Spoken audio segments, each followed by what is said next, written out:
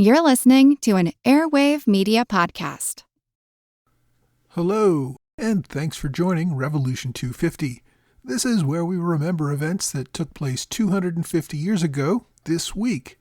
It's a short bonus episode from the American Revolution podcast to remember these important anniversaries from the Revolutionary War. This week, we remember the Continental Congress's authorization of privateers, which took place on March 23, 1776. Now, a few weeks ago, we discussed the launch of the Continental Navy. The Continental Congress gave the tiny fleet instructions to go forth and pretty much wipe out all of the British Navy. Since those orders were insane, Commander Isaac Hopkins instead took the fleet down to the Bahamas, where he raided the island for gunpowder and other military stores. While the Navy was still on its mission and out at sea, Congress also debated the idea of having the Navy attack British merchant shipping. On March 19th, Samuel Chase, a delegate from Maryland, made such a motion, but the matter was tabled. Instead of using the Navy for this purpose, why not turn to privateers? General George Washington had already commissioned a number of ships in New England for this purpose. Since these ships were controlled by the Continental Army, they weren't really privateers, but the captain and crew were getting a percentage of anything they captured, and this provided incentive to go after merchant vessels that were supplying the British Army in Boston. A true privateer would be a privately owned ship that would attack enemy shipping. The ship owner and the crew would get to keep the captured ship, which was called a prize ship, along with its cargo. What separated a privateer from a pirate was a piece of paper. Piracy was a crime that usually resulted in hanging if you were caught.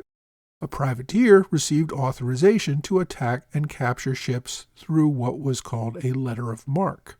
Governments issued such letters to ships, authorizing them to attack only ships belonging to countries with which they were at war. When a privateer captured a ship, it would put aboard a small crew to sail the ship back to a friendly port. There, the ship would be condemned after an official ruled that the ship was a legitimate target for privateering. It could then be sold at auction, with the profits being divided up between the ship's owner and its crew according to a predetermined percentage for each person. Privateering seemed to be a great solution. Because Congress could not afford to pay for a large naval force, the cost of outfitting ships would fall on private investors who would own and operate these ships. They would monitor the waters all along the East Coast without any government pay, hoping to capture a prize that would make them rich, or at least pay the bills. This gave Congress a no-cost, instant navy that would interdict supplies being carried from Britain or elsewhere to supply the British Army. Also, goods captured would often be of use to the Continental Army, although they would have to buy them. Congress passed the bill authorizing privateers on March 23rd. By April 3rd, it was beginning to issue letters of marque to ship owners in Philadelphia. Over the course of the war, privateers dominated the Patriot presence on the high seas. Congress issued about 1,700 letters of marque, and individual colonies also issued their own letters of marque. The result was the capture of as many as 3,000 British ships during the war, compared to about 200 captured by the Continental Navy. These captures provided valuable military supplies for the cause, and also, of course, denied those supplies to the enemy. Nearly 10% of all merchant vessels providing supplies to America ended up as the prize of a privateer. At least 10,000 sailors were taken prisoner.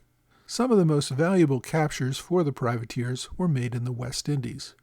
Just a few months after Congress's authorization, the privateer Hancock captured a ship, ironically named the Reward, bound for London. The cargo of sugar, rum, and cotton made the ship's owners and officers rich. The British could no longer depend on uncontested use of the seas to deliver supplies to their army. Many supply ships had to travel in convoys under the protection of British warships, and this made logistics slower and more expensive for Britain.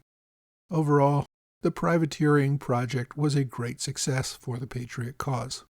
Also this week, Congress decided to send Benjamin Franklin and 3 others to Canada. Samuel Chase, Charles Carroll, and his cousin, Catholic priest, Father John Carroll, all went to Quebec. Their mission was to convince the French Catholics there that all of their rights, including the right to worship as Catholics, would be protected if they joined the American cause. I hope you've enjoyed this Revolution 250 moment. To learn more about the revolution, please subscribe for free to the American Revolution podcast on whatever podcast platform you like. We're available everywhere. It's perfectly free to join. Thanks again for listening to this Revolution 250 moment on the American Revolution podcast.